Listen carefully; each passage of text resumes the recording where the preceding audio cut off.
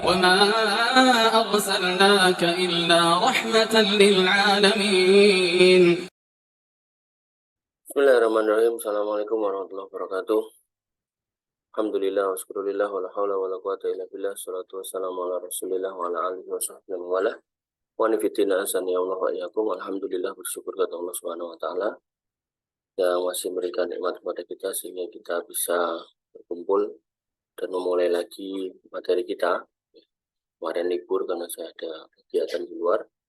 Kita sampai di poin yang kelima ya dalam kitab Panduan Mendidik Anak, yaitu poin yang kelima, keutamaan mendidik anak perempuan di dalam Islam. Nah, dulu orang-orang jahiliyah itu kalau punya anak perempuan itu malu. Kenapa malu? Karena anak perempuan itu membuat aib keluarga, dalam artian mereka selalu menjadi korban pelecehan seksual.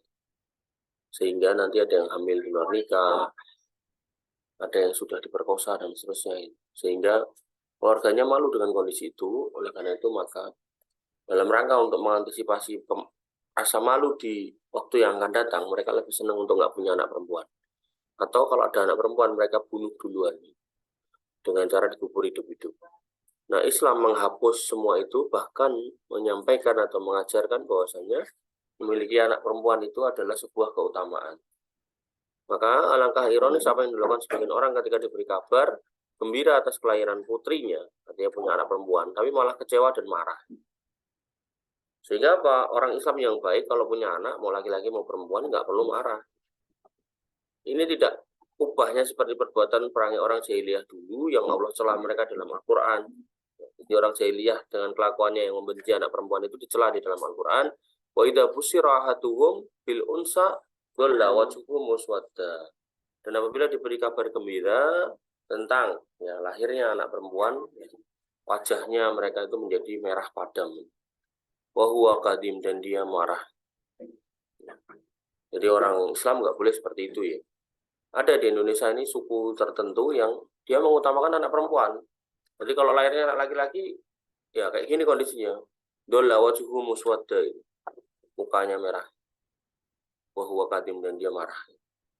Ini ya salah juga gitu. Artinya dalam Islam tidak ada kondisi di mana kita harus tidak terima ya tentang kelahiran anak kita mau laki-laki mau perempuan. Ya.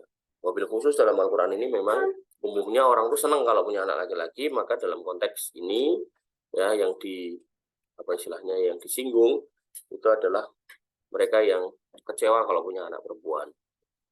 Ya tawara minal qaumi min su'i ma yusyirabihi, di mana dia bersembunyi dari orang banyak. Karena punya anak perempuan itu mereka malu, nggak mau keluar. Kenapa? Ma busyirabi, karena kabar buruk yang disampaikan kepadanya. Ayumsikuhu ala hunin am yasudduhu fit turab. Nah, ini parahnya. Apakah dia akan memeliharanya dengan menanggung ala hunin, rasa hina? Jadi mereka itu kalau punya anak perempuan itu setiap hari itu merasa terhina. Ya termasuk dihina temannya, dihina saudaranya. Iya anakmu wedok, iya. Atau yang semisalnya. Anakmu wedok, sakemen. Am yasudduhu fit turab, atau mereka akan membenamkannya ke tanah. Alasa ama yahkumun, ketahuilah bahwasanya langkah buruk putusan mereka yang telah mereka tetapkan. Artinya kelakuan mereka itu buruk sekali. Jadi kita sebagai orang Islam harus menjauhi karakter jahiliyah ini ya. Jadi masa jahiliyah itu sudah hilang sejak Nabi Muhammad SAW diutus ya. Tapi kelakuan orang-orang jahiliyah sebagian masih kita ikuti. Zaman dulu anak itu dibunuh kalau sudah kelihatan laki-laki atau perempuannya. Sekarang masih di perut udah dibunuh. Nah, maka ini yang harus kita pahami. Kadang itu kondisi-kondisi sekarang, kelakuan orang sekarang kadang itu lebih jelek daripada kelakuan orang jahiliyah dulu. Tapi saya nggak mengatakan sekarang zaman jahiliyah, bukan. Sekarang sudah bukan zaman jahiliyah. Ya, cuman ada orang-orang yang nggak mau belajar agama, nggak mau menerapkan agamanya, nggak mau mengerti agamanya, akhirnya dia melakukan perbuatan orang-orang jahiliyah. Ya. Maka tidak ada yang tahu di mana kebaikan itu sebenarnya berada, sebagaimana firman Allah Subhanahu wa taala. Artinya, memang laki-laki mau perempuan kita tuh nggak tahu nanti anak ini laki-laki apa ya terus apik, nek perempuan apa ya terus bagus, ya belum tentu gitu. Semua terpulang kepada orang tuanya dalam mendidik. Berapa banyak anak laki-laki bunuh orang tuanya? Banyak. Berapa banyak anak laki-laki menyia-nyiakan ibu bapaknya? Banyak. Ya. Berapa banyak anak laki-laki yang menuntut ibunya di pengadilan gitu kan karena urusan uang gitu. Banyak. Maka Allah Subhanahu wa taala berfirman, "Fa in karihtumuhunna fa asa an takrahu syai'an wa yaj'alullahu fihi khairan katsira." Boleh jadi yang kamu nggak menyukai sesuatu itu, ya padahal Allah menjadikan kebaikan yang banyak padanya. Jadi kadang anak perempuan tuh disia-siakan, tapi ternyata pas tua yang ngurusin orang tuanya anak perempuan. Kadang ya sebaliknya juga anak laki-laki itu disia-siakan gitu kan. Karena tadi sukunya mengutamakan anak perempuan itu. Tapi nggak taunya pas orang tuanya ini tua yang ngurusin dia. Sama anaknya laki-laki semua gitu. Wah, orang tua condong sama yang paling pinter enggak gitu atau yang paling ganteng. Sama yang jelek atau yang kurang pinter dia orang tuanya pilih kasih gitu. Tapi apa? Yang pinter yang ganteng tadi pas tua malah nyanyikan orang tua. Jadi di sini merupakan sindiran keras kepada kita bahwasanya kita kalau punya anak, mau laki-laki mau perempuan, mau jelek, mau ganteng, mau tinggi, mau pendek, mau gemuk, mau hitam, mau putih, ya maka kita harus berbuat adil. Karena kita nggak tahu, you know, mana anak yang baik, mana anak yang buruk, ya sampai kita akan ketemu dan ngalami sendiri, ya interaksi dengan mereka. Sehingga apa? Ketika kita sekarang jadi anak dari seorang ibu atau dan seorang bapak, maka ya kita harus jadi anak yang baik. Ya. Maka anak-anak perempuan bisa jadi lebih memiliki banyak kebaikan seorang hamba bagi seorang hamba untuk dunia dan akhiratnya. Cukuplah kiranya bahwa membenci anak perempuan itu sama dengan membenci apa yang Allah ridhoi baginya. Jadi kalau anak itu yang ngasih Allah, ketika kita membenci anak itu karena jenis kelaminnya, maka hakikatnya yang kita benci, kita ajak musuhan itu bukan manusia, tapi Allah Subhanahu wa taala sebagai pemberinya. Coba kalau misal kamu punya hadiah, kamu kasihkan ke temanmu gitu kan. Ya, misal kamu punya apa nih? Misal kamu punya pulpen atau tempat pensil. Sederhana mungkin cuma kantong dari kain, kamu kasih ke temanmu. Terus sama temanmu dibuang ke tempat sampah. Gimana perasaannya? Ya, tentu kita kecewa toh. Kita kecewa, kita sedih, bahkan mungkin kita marah gitu. Ya, maka Allah Subhanahu wa taala lebih berhak kita hargai pemberiannya daripada manusia. Ada juga sebagian orang yang memperlakukan istrinya yang malang dengan perlakuan yang buruk karena istrinya melahirkan anak perempuan. Wedok meneh, wedok meneh. Bagi bojomu model apa to lahir wedok terus. Nah, jadi kayak gitu. Padahal sebenarnya laki-laki dan perempuan tuh nggak ada yang bisa memastikan ya. Oh, caranya berhubungan begini posisinya biar laki-laki, harus begitu biar perempuan, nggak ada. Oh, harus pakai ini, minum ini, dilakukan pas tanggal segini biar laki-laki dan perempuan, biar keluarnya laki-laki, nggak perempuan, nggak ada juga. Rumus kayak gitu nggak ada. Entah itu dengan menjauhinya, menceraikannya, berbuat jahat kepadanya, dan mencelanya. Jadi, sebagai suami, sebagai laki-laki, nggak boleh melakukan perbuatan-perbuatan tercela ini ya. Kalau istrinya lahirnya anak perempuan, terus ya. Jadi, kalau emang benar-benar pengen anak laki-laki, ya cari dengan cara yang baik. Caranya apa? Ya istri yang lahirkan anak perempuan itu tetap diperlakukan dengan baik. Ya kalau emang ya kiranya itu mau berikhtiar lebih, ya nikah lagi lah.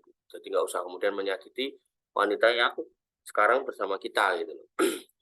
Maka tidakkah mereka takut dengan hukuman Allah lantaran perbuatan dolim kepada istrinya? Artinya apapun yang dilakukan oleh seorang suami ketika itu menyakiti seorang wanita, maka itu tetap akan mendapatkan pertanggungjawaban atau dimintai pertanggungjawaban nanti di akhirat. Maka hentikanlah dan luruskanlah akal sehatmu. Kalau bahasa sekarang pakai otaknya itu. Ya, kan nggak ada yang bisa menentukan. Termasuk kita pun lahir dari bapak ibu yang sekarang jadi bapak ibu kita, kan kita nggak bisa milih gitu loh. Mungkin kalau bisa milih kita pengen jadi lahir dari orang-orang tertentu, tapi kan kita nggak bisa milih, itu udah paket. Gitu. Jadi nggak usah kemudian menghujat kondisi kita sekarang, gitu. Karena apa yang terjadi kadang itu kita nggak bisa milih. Gitu. Maka apakah istrimu bisa menentukan jenis kelamin anak yang ia lahirkan, ataukah ini berada di tangan Sang Maha Pencipta? Ini sebuah pertanyaan. Gitu. Sebagai suami, ayo mikir gitu kan. Kira-kira wanita itu bisa memutuskan nggak sih jenis kelamin anak yang dilahirkan? Nggak bisa. Bukankah marah, mengeluh, dan tidak ridho kepada keputusan Allah itu termasuk pelanggaran terhadap hak Allah? Nah, tadi sudah saya bilang ya. Jadi ini adalah sebuah pelanggaran terhadap hak Allah. Kemudian juga perlu Anda camkan bahwa Allah mengaruniakan anak perempuan kepada orang-orang yang lebih mulia dibandingkan Anda. Artinya dulu para nabi itu dikasih anak perempuan. Siapa? Nabi Lut, anaknya perempuan. Nabi Syuaib, anaknya perempuan. Bahkan anak laki-laki Nabi SAW saja tidak ada yang hidup. Jadi kalau kamu tahu anak Nabi SAW, Ibrahim meninggal. Maka yang hidup justru Fatimah radhiyallahu anha. Namun Allah memberkahi beliau SAW dengan putrinya Fatimah dan anak keturunannya. Jadi kalau nanti akan datang keturunan Nabi SAW yang bernama sama dengan Nabi Muhammad SAW, yaitu Muhammad dengan nama bapak yang sama yaitu Abdullah.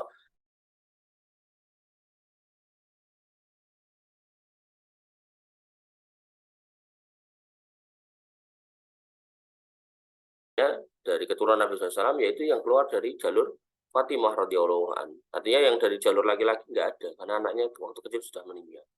Ini menunjukkan bahwa Nabi SAW diberkahi oleh Allah Subhanahu Wa Taala malah justru dari anak perempuan itu. Anak laki-laki udah nggak ada. Diriwayatkan dari Thorif atau Turaif bahwa ada seorang pria Arab yang berkunyah dijuluki Abu Hamzah Ad-Dobi. Menikahi seorang wanita dan berhasrat untuk memiliki anak laki-laki. Jadi pengen anaknya laki-laki. Namun ternyata istrinya melahirkan anak perempuan sehingga menyebabkan Abu Hamzah menjauhi kemah atau rumah istrinya. Zaman dulu tuh orang tuh nomaden gitu, pindah dari satu tempat ke tempat. Sekarang masih ada sih orang-orang Badui gitu. Jadi pindah mengikuti tumbuhnya tanaman sambil gembalakan kambing atau unta. Ya orang-orang Mongol juga masih ada yang gitu. Nah, kemudian dia marah besar karena istrinya melahirkan anak perempuan. Ia pun memutuskan tinggal di tempat lain, gak mau amor sama istrinya. Suatu hari ia melewati kemah istrinya dan ia melihat istrinya sedang bermain dengan anak-anak perempuannya seraya menyenandungkan syair Mali Abi Hamzah la ya'tina gitu. Wa yadillu fil bait alladhi yalina ghadbana illa nalidul banina taullah madzalika fi aidina wa innama na'khudhu ma'atoina. Ini khotnya pakai khot kayak gini. Fanahnu kal ardi lazza ra'ina. Apa ini? Nani betul makot zara'uhu fina. Mali Abi Hamzah la ya'tina. Kenapa Abi Hamzah nggak mau mendatangi kami? Wa yadillu fil bait alladhi yalina, dan ikut tinggal di rumah yang kita berada di situ. Wadbana illa nalidul banina. Marah karena kami melahirkan anak-anak perempuan itu. Nah, Taullahi, demi Allah, madzalika fi aidina, padahal itu nggak ada urusan kami dalam menentukan jenis kelamin. Wa inna ma na'khudhu ma'atoina, dan kami hanya menerima atau mengambil apa yang diberikan dikaruniakan oleh Allah. Fanahnu kal ardi lazzaro'ina, kami itu seperti tanaman, seperti bumi, tanah yang ditanami gitu kan. Numbitu makot zaro'uhu fina, dan kami hanya, tugas kami itu hanya menumbuhkan apa yang ditanamkan. Jadi istrinya itu secara langsung nyindir, yo bukan salahku, saya itu cuman tanah yang kamu tanamin itu, benihnya kan dari kamu. Jadi kamu nyalakan saya ya salah, harusnya kamu yang bertanya, kenapa kok benihmu perempuan terus? Padahal di sini dikatakan bahwasanya Taullahi madzalika fi aidina, itu nggak ada campur tangan kami dalam urusan itu. Ya, jadi pelajarannya adalah bahwasanya kita jangan pernah gitu kan memarahi wanita atau istri kita ya karena melahirkan anak perempuan. Mendengarkan bait ini bait. Syair ini tiba-tiba bangkit naluri kasih sayang kebapaan dari Abu Hamzah sehingga ia pun masuk ke dalam rumah istrinya lalu langsung mengecup istrinya dan putri-putrinya. Artinya ada penyesalan itu loh. Dan sebagai seorang wanita kalau nanti kamu ketemu sama suami yang kayak gitu, jangan marah duluan itu. Mungkin ya dia belum sadar gitu. Mungkin dia belum sadar. Artinya perlu disadarkan. Dan istri dari Abu Hamzah ini termasuk wanita yang luar biasa gitu. Karena suaminya mengacuhkannya pun dia masih mencintai suaminya dan anak-anaknya, dan bahkan gitu berusaha untuk memperbaiki keadaan suaminya dengan membuat sebuah puisi gitu loh. Ya, jadi kalau kamu jadi istri, suamimu menjadi kamu gitu kan karena kamu bau gitu kan, jarang mandi, ya mandi yo gitu loh. Itu kan kondisi yang simpel gitu loh. Jangan kemudian malah ya wes gelem. Nek kowe gelem ngene, ora gelem ya ngene. Nah, ini salah ya. Kalau misalnya suaminya senangnya kamu sisiran, ya sisiranlah gitu. Jangan kemudian rambutnya berantakan kayak jerami gitu. Nah, maka ini yang harus kita pahami. Suaminya senang kalau istrinya kemudian apa namanya, misal rambutnya panjang, ya panjangkan rambut lah gitu. Kalau emang itu yang diinginkan suaminya. Agar kemudian rumah tangga itu adem ayem. Bahkan lihat istri Abu Hamzah tadi loh. Bagaimana suaminya itu benci karena anak yang dilahirkannya, padahal dia sudah berjuang mengandung. Wanita sekarang mungkin digitukan tambah marah. Ya, istri Abu Hamzah nggak santai, tanggapi santai. Ya, pokoknya selama Abu Hamzah nggak menceraikannya, itu selama Abu Hamzah masih berjuang mencarikan nafkah untuknya, ya tanggapi dengan santai. Allah wa iyyakum. Mendidik anak perempuan dijadikan oleh Islam sebagai jalan masuk surga. Perhatikan. Jadi untuk memecah atau untuk membatalkan keyakinan orang-orang Quraisy bahwasanya anak perempuan ini adalah anak yang nggak baik, maka justru Islam menawarkan dogma yang sebaliknya, yaitu bahwasanya kalau kalian punya anak perempuan justru itu menjadi jalan masuk surga. Diriwayatkan oleh Jabir bin Abdullah radhiyallahu an bahwasanya Rasulullah SAW bahwasanya dia pernah mendengar Rasulullah SAW bersabda, man kunna lahu salasu banatin, barang siapa yang memiliki 3 orang anak perempuan, yu'wihinna, yang dia memberikan tempat, artinya membuat dia itu aman dalam satu tempat, rumah, tempat tinggal, yang harus punya sendiri, ngontrak ya boleh gitu kan. Wa yarhamuhunna, dan menyayanginya, wa yakfuluhunna, ya, dan dia juga menanggung urusannya, artinya butuh apa dicukupi, ya, dia makin gede butuh pakaian dikasih gitu kan, dia butuh apalah pendidikan dikasih, apa yang diperlukan dikasih gitu kan. Wajabat lahul jannah, wajib baginya dapat surga. Al-battah, al-battah ini apa ya? Ada yang wajabat alaihul jannah. Saya nggak paham ini dari artinya, kok nggak ada wajib baginya surga, ada bertanya. Ini nggak nyambung ya. Wajabat lahul jannah itu. Gila ya, Rasulullah bertanya, ada orang yang bertanya kepada Rasulullah SAW, ya Rasulullah, fa in kanat isnataini, oh tadi kan 3. Gimana kalau 2? Qala wa in kanat isnataini, kalau kemudian 2 juga. Nah, yang menarik adalah kalau seorang wanita hamil lalu kemudian jamin surga buat ibunya, ada orang yang bertanya gimana kalau 2, mengatakan juga. Anak ya, kalau kemudian dia perempuan itu 3 gitu kan, ya, kemudian dia ngasih tempat tinggal, menyayanginya, menanggung urusannya, maka dia mendapatkan surga. Siapa? Di sini ya orang tuanya, bisa bapak dan ibunya, atau kalau memang tinggal bapaknya ya bapaknya. Karena itu maka yang harus kita pahami adalah, ya, apakah anak itu hidup atau mati, semua kembali kepada orang tuanya, yaitu hanya kebaikan. Oh gitu. Makanya kalau kamu jadi orang tua itu yang berjuang gitu loh buat anak. Ya, jangan males-malesan nyari nafkah. Mas ra kerja wis kok mancing. Ya entuk yo imong waduh Mas. Lah iso aku yo kuwi ya. Ini lanangan enggak jelas ya. Ya, artinya kalau kamu suami kayak gitu, bener-bener dia nggak mau tahu urusan keluarga, ya. Ya kalau kamu mau sabar ya monggo, kalau enggak ya nggak apa-apa. Kamu nggak dosa kalau kamu meminta pisah dari yang bersangkutan. Karena nggak mau tahu gitu loh. Nah, tapi kalau dia, oh, cek kurang tadi ini. Iya Mas, lagi nggak bayar SPP, bayar listrik ini, nggak wajar siji mung payu Rp1.000 gitu. Listriknya 50.000 sebulan. Kontrakannya 150. Terus SPP semene semono. Totale sebulan paling enggak ya 1 juta lah Mas. Oh iya. Tak golek meneh. Tak berjuang meneh. Saya salut kemarin belum lama ya, saya ketemu pasangan muda gitu. Yang laki-lakinya kerja jadi afiliator. Kamu cari deh apa itu afiliator. Afiliator tuh orang yang bikin medsos gitu kan, terus medsosnya diisi konten-konten. Tapi saran saya jangan konten yang racedo ya, bikin konten yang baik-baik lah gitu. Lalu kemudian followernya banyak, ya, kemudian di situ dia ikut menawarkan produk orang. Gitu. Nah, setiap produknya itu di checklist sama orang, di check out sama orang, dia dapat poin. Gitu. Poin itu bisa ditukar duit. Nah, saya tanya iseng aja sama sing laki-laki. Gajimu sebulan piro Mas? Jongo afiliator. Dia bilang 2.500.000. Saya tanya sama istrinya, kebutuhanmu jongo 2.500 itu dari 2.500.000 itu kamu untuk ngurus keluarga ini kamu habiskan berapa Mbak? Saya bilang gitu. Kata mbaknya itu, istrinya itu, cuma 750. Wah, luar biasa. Ya belum punya anak sih, masih pasangan muda, belum lama nikah, baru 3 bulan. Ya, ya masih tinggal di tempat orang tua, jadi udah nggak ngontrak.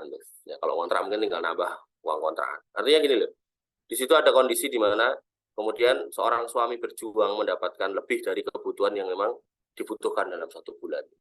Ya, artinya seorang istri harus pintar mengatur keuangan, seorang suami harus pintar mencari finansial. Jangan males. Dan harus melek gitu loh. Melek dalam artian kalau memang kebutuhannya lebih dari itu ya perjuangannya harus lebih gitu. Makanya Nabi SAW mengingatkan faman arodat dunia fa'ali bil ilmi. Kamu pengen dunia, ada ilmunya. Belajar cara bisnis, belajar cara kemudian survive gitu. Nah, faman arodal akhirah fa'ali bil ilmu. Pengen masuk surga ya ada ilmunya, ngaji yo gitu. Jangan kemudian wis ngaji ngantuan, turunan gitu kan. Nah, atau melek gitu kan. Disuruh belajar bisnis ya nggak mau gitu kan. Maunya cuma nge-game aja gitu. Ini modelan apa ya? Nabi SAW mengingatkan ya, ikhris ala mayan fauka. Kamu kalau hidup itu lakukan yang bermanfaat aja, yang nggak manfaat tinggalin. Gitu. Saya ingatkan berkali-kali ya. Kalian nanti akan menjadi apa ya terserah kalian, tentu atas keputusan Allah Subhanahu Wa Taala. Cuman ya kan, ketika kalian berusaha untuk jadi orang baik, ya insya Allah akan mudahkan jalan ke sana gitu. Ya, ikmalu fasayarallahu alama qaddarallahu laka gitu. Maka kamu akan dimudahkan itu atas apa yang Allah takdirkan untukmu itu. Ya. Kalau kamu malas-malasan ya jadi carwet ya ruwet terus. Dari Anas radhiyallahu anhu berkata Rasulullah SAW bersabda, ya, man ala jariyataini, barang siapa yang mengasuh 2 anak gadis, 2 anak perempuan, hatta tablugha, sampai dia balik haid gitu kan. Nggak ada masalah, ya, nggak diganggu orang, nggak ada kebutuhan-kebutuhan yang kurang, dicukupi apa yang menjadi kebutuhannya, dilindungi kehormatannya. Ja'a yaumul qiyamah ana wa huwa dhamma asabi'ahu. Maka aku akan datang bersamanya pada hari kiamat, sambil Nabi SAW menunjukkan kayak gini. Nah, dekat gitu loh. Artinya apa? Kamu kalau ingin dekat dengan Nabi SAW ya, kalau punya anak perempuan 2, jaga dengan baik. Ya, jangan sampai diganggu laki-laki nggak jelas. Jangan sampai kamu nikahkan dengan laki-laki nggak jelas. Timbang itu akhlaknya, timbang itu agamanya. Cuman kalau orang kita tuh ngomongnya bibit debet bubut gitu kan, tapi yang dilihat duitnya, yang dilihat hartanya, itu salah ya. Yang dilihat harusnya akhlaknya. Jangan sampai kamu serahkan anak gadismu pada laki-laki yang nggak jelas gitu. Nah, berarti apa? Kamu yang sebagai laki-laki yang belum ada nikah, ya jadilah laki-laki yang jelas gitu loh. Pantaskan dirimu agar kemudian kamu dikasih jodoh oleh Allah wanita-wanita yang pantas. Gitu.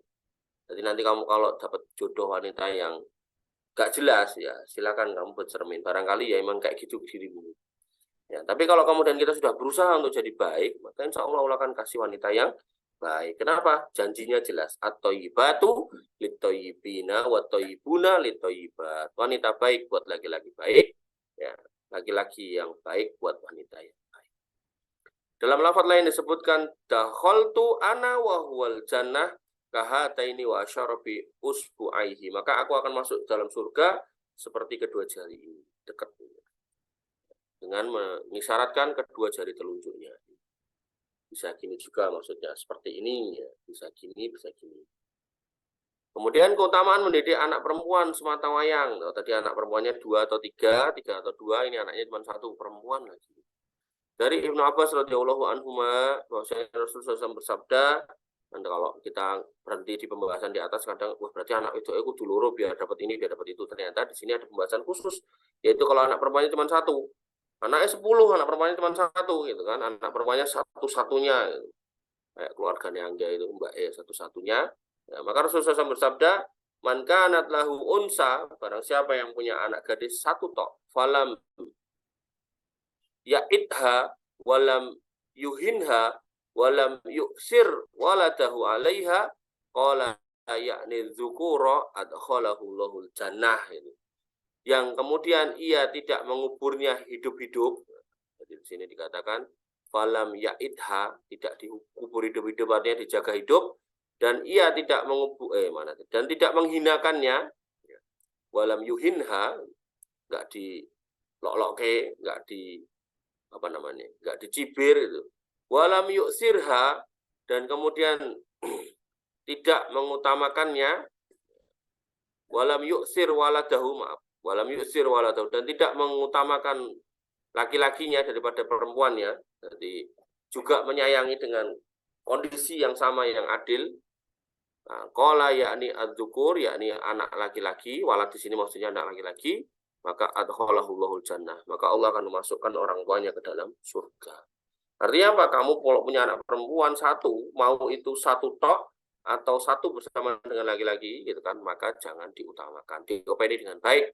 Maka di antara keutamaan mendidik dua anak perempuan atau dua saudari wanita dan diriwayatkan oleh Abu Malik, Anas bin Malik radhiyallahu anhu, dia menuturkan Rasulullah bersabda, man ala isnataini au salasa banatin au ukhtaini au salasa akhwatin hatta baina au yamutu anhunna kuntu ana wa huwa kahataini wa asyara bi usbu'aihi asyababati wal wusta. Barang siapa yang mau dua orang atau di perempuan atau tiga, nah ini menarik nih. Jadi di sini dikatakan bahwasanya anak perempuan dan saudari perempuan. Berarti tanggung jawab siapa? Tanggung jawab kita sebagai laki-laki. Ya, jadi kalau misal bapak kita mati, ya nih Mas Angga nih, bapaknya mati gitu kan. Terus misal kita punya saudara perempuan kita belum nikah, maka itu tanggung jawab anak laki-laki. Paham ya? Tanggung jawab saudara laki-lakinya. Ya, jadi jangan lari dari tanggung jawab itu. Mbak Wan segede sebenarnya. Enggak boleh. Perhatikan di sini bahwasanya kita disuruh ngurusi anak perempuan dan saudara perempuan sampai kapan mereka mandiri atau meninggal dunia, ya, atau menikah, maka dia akan bersamaku seperti dua jari ini sampai menunjukkan dengan jari telunjuk dan jari tengah kayak gini. Nah, gini. Makna baina adalah salah satu dari wanita tersebut sudah tidak membutuhkan lagi perlindungannya. Jadi udah mandiri, udah gede. Ibnu Battal rahimahullah berkata, ya, siapa saja yang mendengarkan hadis ini maka hendaklah ia amalkan agar bisa menjadi sahabat Nabi SAW kelak di surga, dan tidak ada tempat di surga melebihi hal ini. Artinya kalau kita bisa dekat dengan Nabi SAW, berarti ya kondisi kita akan ada di surga. Hadis-hadis ini mirip dengan hadis Nabi SAW ketika mengatakan, ana wa kafilul yatim hakada fil jannah. Aku dan orang yang ngurusi anak yatim itu seperti ini di surga. Jadi selain kita disuruh ngurusi anak yatim yang udah nggak punya bapak, gitu kan, ya, yang masih butuh bantuan, maka kita juga disuruh ngurusi anak perempuan kita sendiri plus saudari perempuan kita, ya, sampai mereka kemudian mandiri. Wallahu ta'ala. Kemudian kita masuk di poin yang ke-6, yaitu adzan di telinga bayi yang baru lahir. Ini beberapa di tempat kita sering ya kita tahu ya. Maka di antara sunnah yang selayaknya bagi seorang muslim mengamalkan adalah adzan di telinga bayi yang baru lahir. Jadi berdasarkan kitab ini, ya, ada dalil tentang adzan di telinga bayi yang baru lahir. Dari Abu Rafiq, dari ayah beliau mengatakan, saya melihat adzana fi udunil Hasan ibni Ali haina waladat Fatimatu bis sholah. Rasulullah mengumandangkan adzan layaknya adzan sholat di telinga Hasan bin Ali ketika dilahirkan oleh ibunya. Nah, kemudian Ibnu Qayyim rahimahullah berkata, wasarrut ta'dzin wallahu a'lam ayyakuna awwalu ma yaqra'u sami'al insan kalimatun nida al-alawiyyi al-mutadamminah likibriya irabbi wa admatuhu wa sahadatu alladhi awwala ma yadkhulu biha fil Islam fakana dzalika katalkinu lahu sya'arul Islam inda duhulihi ila dunya kama yulaqana kalimat tauhid inda khurujihi minha wa ghayra mustankirun. Nah, nanti kita lihat catatannya ya. Usulu asal ta'dzir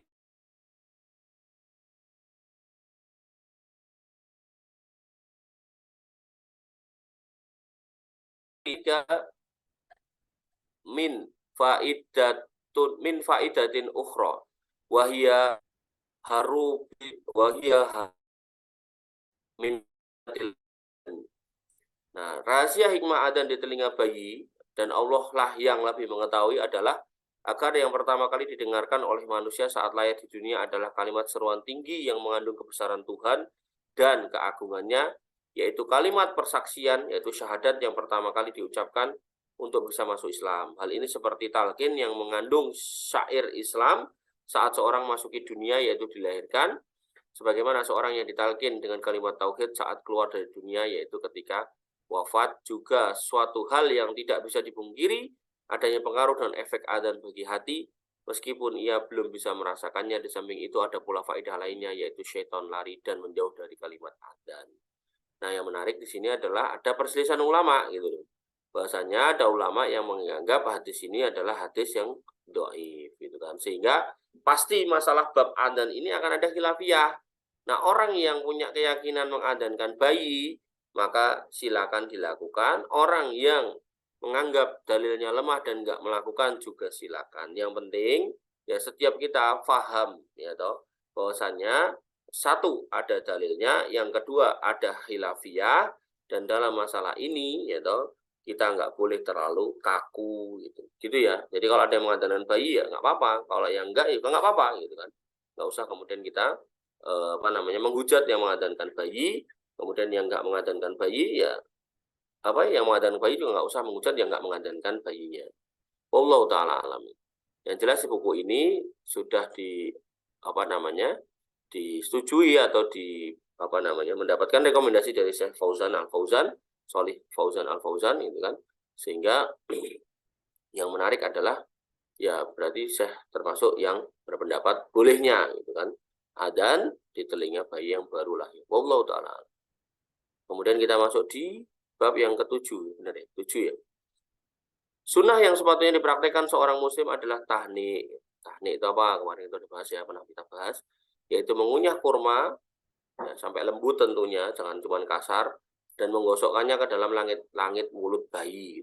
Jadi kita kunyah, bapaknya bisa atau orang solih bisa. Yang jelas jangan teman judi, jangan teman mabuk, jangan teman nakal, gitu. Cari orang baik gitu. Kalau memang bapaknya kurang baik ya. Artinya kalau kamu sebagai ibu, kamu kan tahu bapaknya modelnya gimana. Pak Era tahu sholat terus mbok suruh ngunyah gitu, apalagi tahu sikatan ya jangan gitu. Ya, suruh orang yang baik. Gitu. Ya, agar kemudian anaknya juga anak yang baik. Allah taala alam. Nah, tahnik adalah bentuk masdar dari kata hannaka. Jika dikatakan hannaktil ummu tiflaha, hanakathu, seorang ibu mentahnik anaknya, yaitu menggosok-gosokkan bagian langit mulutnya. Diriwayatkan bahwa Abu Musa al-Asy'ari radhiyallahu anhu berkata, "Wulida li ghulamun fa ataitu bi Nabi sallallahu ya. Anak laki-lakiku lahir, kemudian aku bawa kepada Nabi sallallahu fasammahu Ibrahim, kemudian Nabi sallallahu memberikan nama Ibrahim. Jadi pada hari pertama boleh dinamai, ya, materi yang lalu.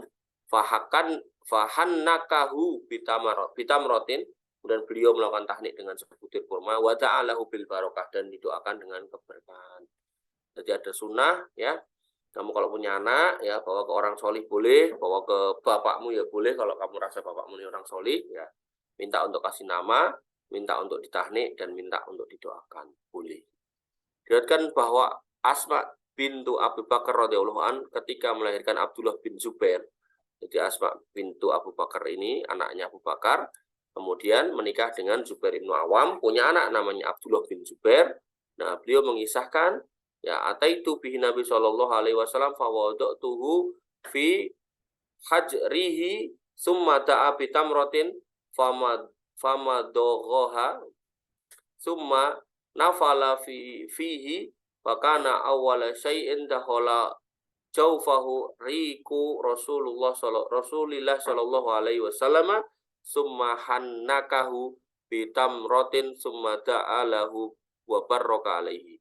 Aku membawa bayiku ke hadapan Nabi SAW dan kuletakkan di hajrihi, kebuayannya, summa da'a, kemudian ya beliau meminta gitu kan, da'a bitamrotin, satu butir kurma, kemudian mengunyahnya, kemudian summa nafala fihi, kemudian meludahkannya ke mulut bayiku, ya, sehingga awalu syai'in dakhala jawfahu, yang pertama kali masuk ke rongga mulut anakku adalah riku Rasulullah SAW, ludah Nabi SAW. Kemudian beliau mentahniknya dengan kurma dan mendoakannya serta memberkahinya. Ya, maka ini yang harus kita pahami, tahnik termasuk sunnah dari Nabi SAW. Tahnik hendaknya dilakukan selepas persalinan dan tujuannya adalah untuk melatih bayi makan dan menguatkan dirinya. Ya, ini menurut pendapat penulis kitab ini. Nah, kalau secara medis, air liur. Nah, kalau liurnya orang solih, tentu bakterinya bakteri yang baik-baik. Apalagi orang solih itu sering jaga kebersihan ya, gosok gigi segala macam. Maka ketika dimasukkan ke bayi, nanti bakteri-bakteri itu akan masuk ke bayi kemudian membentuk imunitas. Nah, imunitas ini yang perlu atau dibutuhkan oleh seorang bayi yang tadinya itu imunitasnya dijaga di dalam perut ibunya dengan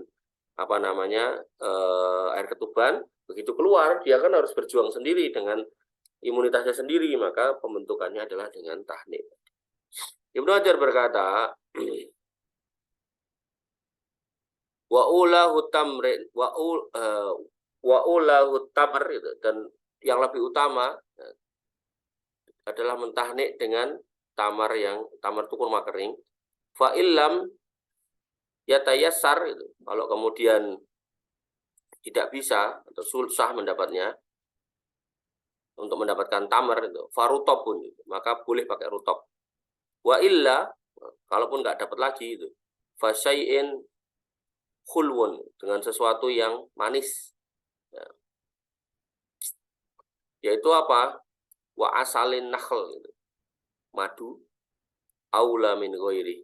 Artinya yang manis-manis ini yang paling utama itu madu. Kalau nggak ada madu ya bisa diganti yang lain lah, yang manis-manis. Jangan permen ya, permen batuk. Yang manis itu misalnya apa? Ya buah-buahan yang manis lah, itu bisa. Di antara dalil disyariatkan yang melakukan tahnik selepas persalinan dan dianjurkan mempraktikkan tahnik kepada bayi baru lahir adalah riwayat Anas bin Malik yang berkata, kana ibnun li Abi Tolhah yastaki fa kharaja Abu Tolhah fa kubido as-sabiyu falamma raja Abu Tolhah qala ma fa'ala ibni. Qalat Ummu Sulaim huwa askanu makana faqarrabat ilaihil asya fata'asya summa asaba minha falamma faragha qalat rusabiya falamma asbaha Abu Talhah ata Rasulullah SAW fa akhbarahu faqala a'rastum al-lailah qala na'am qala Allahumma barik lahuma fawaladat gulaman qala li Abu Talhah ihfadhu hatta ta'tihi bihi Nabi sallallahu alaihi wasallam fa'ata bihi Nabi sallallahu alaihi wasallam wa arsalat ma'ahu bitamaratin fa akhadahu Nabi sallallahu alaihi wasallam faqala ama'ahu syai'un qalu na'am tamaratun fa akhadaha Nabi sallallahu alaihi wasallam famadaghaha summa akhadha min fihi faja'alaha fi sobi wahannakahu bihi wasamahu Abdullah. Ya, jadi di sini kisah tentang yang sering saya ceritakan bagaimana kemudian Abu Tolhah punya anak yang disayanginya kemudian sakit, gitu. Kemudian dititipkan kepada istrinya, gitu. Kita baca ya. Anak Abu Tolhah menderita sakit, lalu Abu Tolhah keluar rumah, namun anaknya malah meninggal dunia. Ketika Abu Tolhah kembali, ia bertanya kepada istrinya, bagaimana keadaan anakku? Ummu Sulaim menjawab, dia lebih tenang dari sebelumnya. Ummu Sulaim kemudian menyuguhkan makanan, maka Abu Tolhah pun makan malam dan menggauli istrinya. Maka setelah selesai dari urusan itu, Ummu Sulaim berkata, anakmu telah dikuburkan.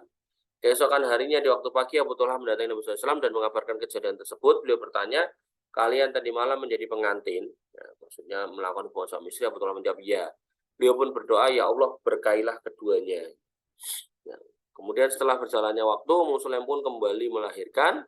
seorang anak, lalu Abu Thalha berkata kepadaku, yaitu Anas itu berarti anak tirinya, jadi anaknya Ummu Sulaim, maka jagalah ia hingga engkau bawa kepada Nabi SAW. Anas kemudian membawa bayi tersebut kepada Nabi SAW dan Ummu Sulaim membekalinya dengan beberapa butir kurma. Nabi kemudian meraih bayi Abu Thalha dan bertanya, apakah ia, Anas, membawa sesuatu? Para sahabat menjawab, ya, dia membawa beberapa butir kurma.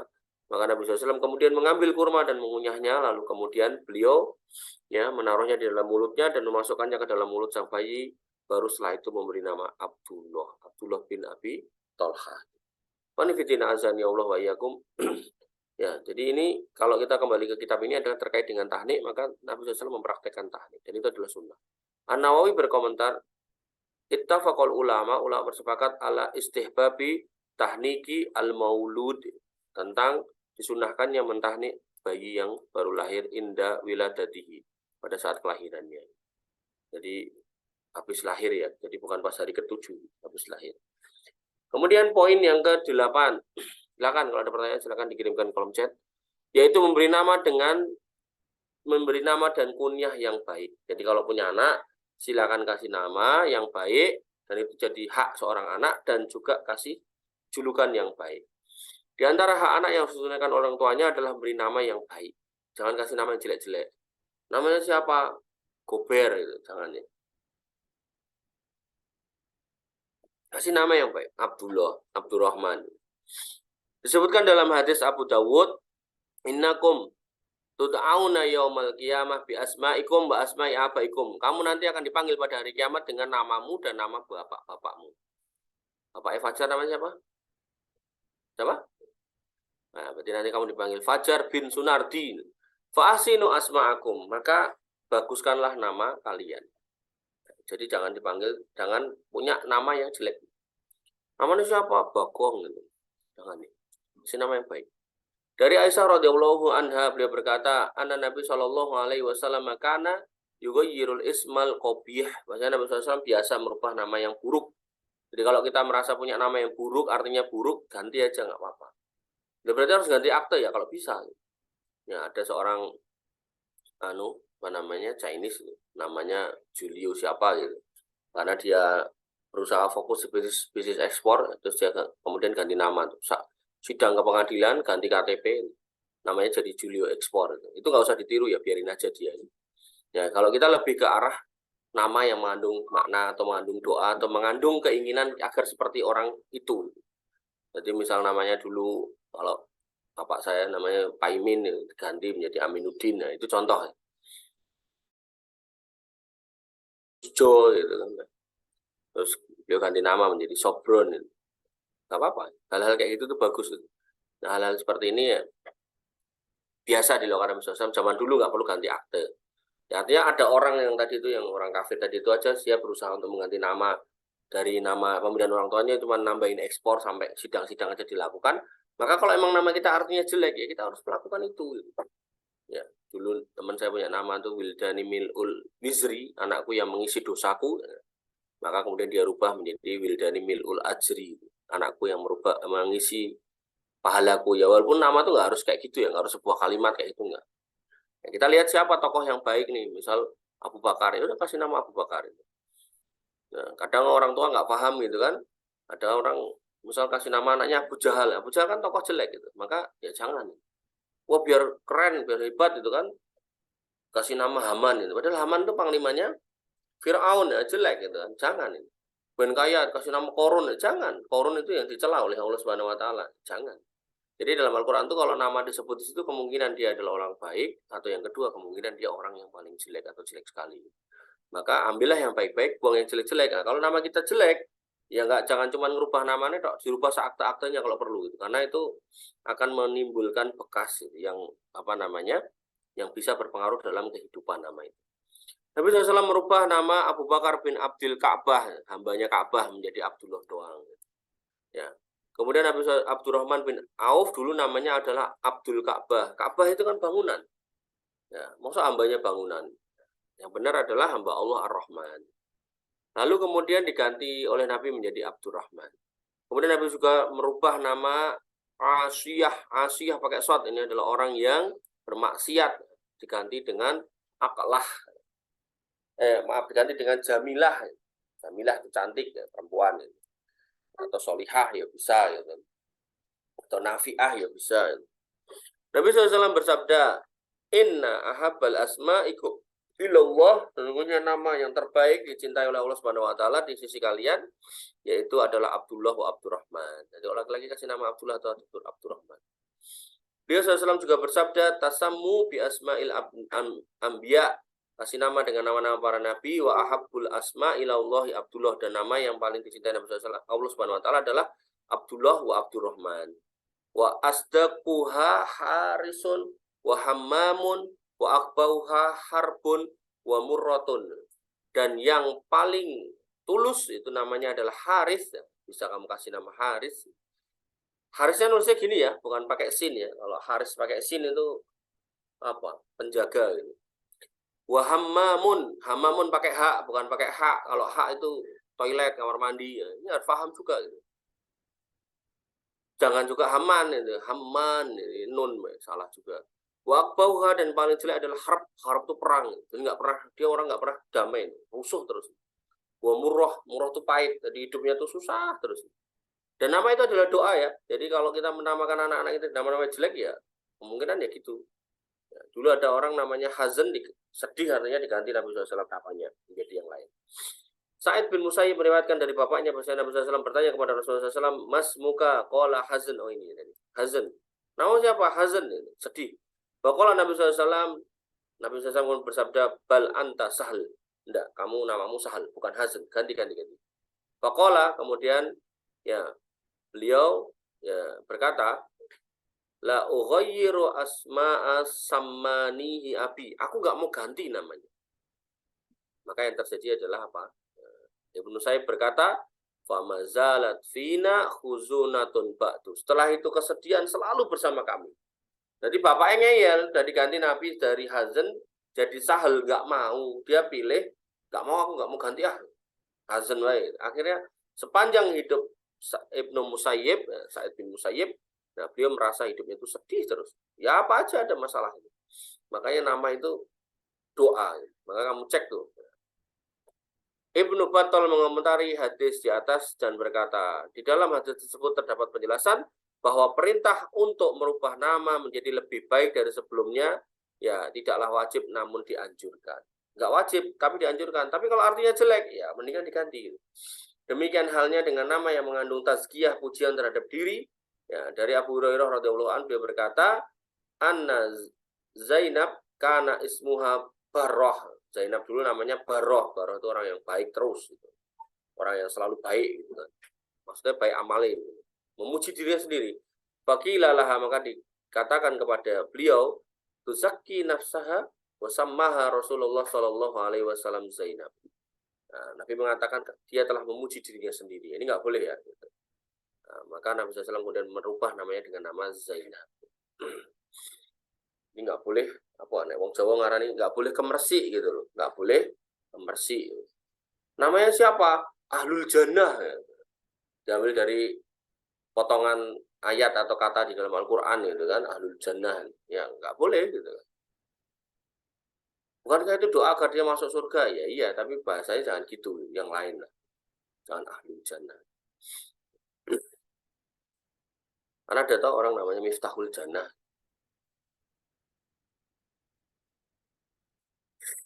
Diriwayatkan di dalam riwayat lain juga dikatakan kanat Huwairiyah ismuha Barrah. Dulu Huwairiyah itu namanya Barrah.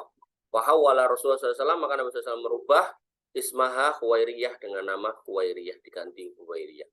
Wa kana baqrahu ayyuqala kharaja min inda Barrah. Maka beliau tidak suka apabila beliau keluar dari rumah Juwairiyah, beliau dikatakan keluar dari rumah Barrah gitu. Juwairiyah itu termasuk istri Nabi Muhammad SAW ya.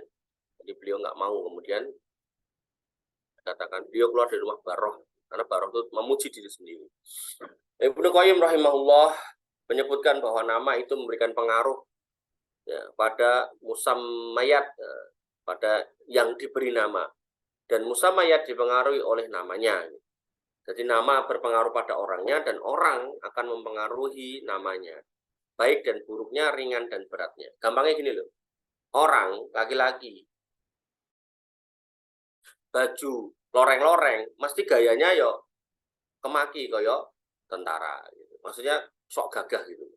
Tapi kalau laki-laki pakai warna pink, pasti dia endel atau pakai daster, dia pasti endel. Oleh karena itu maka pakaian juga akan merubah jadi diri seseorang gitu. Makanya kan kita laki-laki nggak boleh menyerupai perempuan, dari mulai rambut, bedaan, bengesan nggak boleh, pakaian nggak boleh gitu kan. Apa yang dilakukan perempuan kita nggak boleh ngikutin, gaya-gaya juga nggak boleh, cara ngomong nggak boleh gitu kan. Nah, maka nama juga sama. Orang dinamakan apa, dia kan menuju ke sana gitu. Orang dinamakan yang baik, dia akan menuju yang baik. Tapi orang dinamakan yang jelek, dia akan jelek. Bahkan sebagian orang, misal dinamakan dolimin, dia akan berlaku kejam, katanya, kamu kok kayak gitu loh, jeneng gue dolim, gitu loh.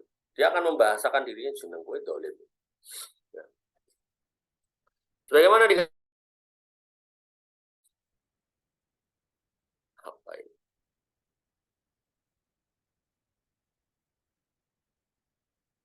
Wa qol ma absortu ainaka falaqab fa alqab illa wa ma'na'a in fakarat filaqabihi. Betapa jarang matamu menerawang kepada yang memiliki lakob. Ozal lakob, bukan fa'zal lakob. Falamma ya. Falamma absorat ainaka zal lakob. Betapa jarang matamu menerawang kepada yang memiliki lakob. Illa wa ma susah. Padahal jika kamu pikirkan di dalam lakob tersebut terkandung makna. Artinya gini loh, jangan kamu juluki orang dengan lakob-lakob tertentu, ya kan? Karena di dalam lakob itu ya ada arti atau makna tertentu, sehingga orang itu akan jadi kayak gitu. Misal yang sering saya bilang ya, orang namanya udah baik-baik, misal Agus atau Bambang gitu. Nah, terus dijuluki peloh, gitu. Dia akan peloh terus hidupnya. Jalan itu ya peloh gitu kan, kerja ya peloh gitu kan, sakit-sakitan gitu. Jangan gitu. Adalah Iyas bin Muawiyah rahimahullah, dan selain beliau saat melihat seseorang beliau berkata, yang bagi ayyakuna ismuhu kaitu wa kaitu fala yakadu yukhti'u. Sepatutnya namanya adalah seperti ini dan seperti itu sehingga akan jarang meleset dari makna namanya. Artinya kalaupun kamu mau kasih julukan seseorang, kasih julukan yang baik gitu kan. Asyadullah, Saifullah gitu kan. Namanya siapa Mas? Bambang, tapi perkenalkan panggilan saya Saifullah gitu. Jadi jangan yang lain gitu ya. Umar pernah bertanya kepada seorang pria tentang namanya, lalu orang itu menjawab Jamroh. Umar bertanya lagi, nama bapakmu siapa? Syihab. Umar bertanya kembali, dari siapa? Ia menjawab dari mana mungkin ya? Dari Al-Hirqah gitu. Umar bertanya lagi, tempat tinggalmu di mana? Ia menjawab Bahrotun Nar, samudra api. Umar bertanya lagi, di mana rumahmu? Ia menjawab Zat Lado. Umar berkata, idhab fakot ihtaroko makanaka, pulanglah karena rumahmu telah hangus terbakar. Lalu orang itu pun pulang dan mendapati keadaannya memang seperti itu yang dikatakan oleh Umar. Rumahnya udah hangus. Karena namanya ini, namanya kan ngeri ini. Namamu siapa? Jamroh. Kemudian Syihab, panah api. Kemudian Hirkoh saya nggak tahu artinya. Hirkoh ini nyala gitu. Harokoh, Hirkoh gitu. Kemudian tempat tinggal mana gitu. Bahrotun Nar, samudra api. Lado ini yang punya nyala juga gitu. Karena pulang rumahmu udah hangus bener. Jadi nama itu doa ya. Jadi hati-hati ya, jangan ngasih julukan-julukan yang jelek kepada anak kita atau saudara kita. Sebagaimana pula ketika Nabi SAW menyebut nama Suhail menjadi suhulah, kemudahan atas urusan mereka pada hari perjanjian Hudaybiyah, dan kenyataannya memang demikian. Suhail. Kunyah, adapun kunyah, jika ia sesuatu yang baik maka akan berimbas pada jiwa dan memuliakan orang yang diberi kunyah. Seorang penyair berkata, Agnihi hina unadihi li li akrimahu wala alqabuhu wasu'atu al-laqab wasu'atu laqabi. Saya menyebut kunyahnya saat kuseru dia dalam rangka memuliakan dirinya. Jadi kalau bisa tuh kunyah itu memang digunakan untuk memuliakan orang gitu. Jangan kemudian digunakan untuk menghinakan orang gitu. Wahai engkau temanku, bapaknya anak solih, nah, gitu. Dan saya tidak menyebut lakop julukannya dengan lakop yang buruk. Jangan kemudian disebut, hei engkau maling, anaknya maling, jangan. Kunyah itu adalah sebuah sebutan seperti Abu Fulan atau Ummu Fulan. Sedangkan julukan lakop adalah sebutan yang difahami sebagai sesuatu sifat tertentu yang kebanyakannya adalah celaan. Karena itulah kunyah adalah suatu bentuk pemuliaan meskipun kepada anak kecil. Ya Aba Sughair, mada fa'alan Nughair, Aba Sughair, bapak yang kecil. Nabi SAW sendiri memberi kunyah kepada Abu Umair, Abu Umair, Umar kecil. Ya Aba Umair, mada fa'alan Nughair, yang masih anak-anak, dan beliau bercanda dengannya dengan mengatakan, ya Aba Umair, Umar kecil, ma fa'alan Nughair, apa yang dilakukan oleh burung kecilmu itu. Umar bin Khattab radhiyallahu anhu berkata, ajilu yukanni auladakum, segera berikan kunyah anak-anakmu hatta la tusra'a ilaihim alqabu su', sampai enggak didului dengan julukan-julukan yang buruk. Jadi orang tuh berusaha untuk mengisi kekosongan. Ketika orang nggak punya julukan, maka kadang itu terus akhirnya dikasih julukan yang buruk kalau nggak punya kunyah. Wallahu ta'ala. Kemudian kita masuk ke bab yang ke-9, yaitu akidah. Akikoh. Kemudian setelah itu hendaknya seorang muslim mengakikoi anaknya, karena akikoh hukumnya adalah sunnah. Bahkan sebagian ulama berpendapat hukumnya wajib. Artinya kalau orang tua mampu ya wajib akikoh. Caranya adalah dengan 2 ekor kambing untuk laki-laki, 1 ekor kambing untuk perempuan, dilakukan pada hari 7, 14, 21, dan hari apa aja setelahnya. Nanti saya sampai 7 ya, tapi kemudian kalau memang nggak mampu silakan di 14, kalau nggak mampu di 21, dan kelipatannya dan seterusnya. Di antara dalilnya adalah sabda Nabi SAW, kullu ghulamin rohinatun bi akikotih. Setiap anak yang lahir itu tergadai dengan akikohnya. Artinya akikohnya ini membebaskan dia sebagai statusnya sebagai yang tergadai. Tutbahu anhu yaumas sabi, disembelih buatnya pada hari 7, wa yukhlaku ra'sahu wa yusamma, dan dibotakin palanya dan kemudian dikasih nama.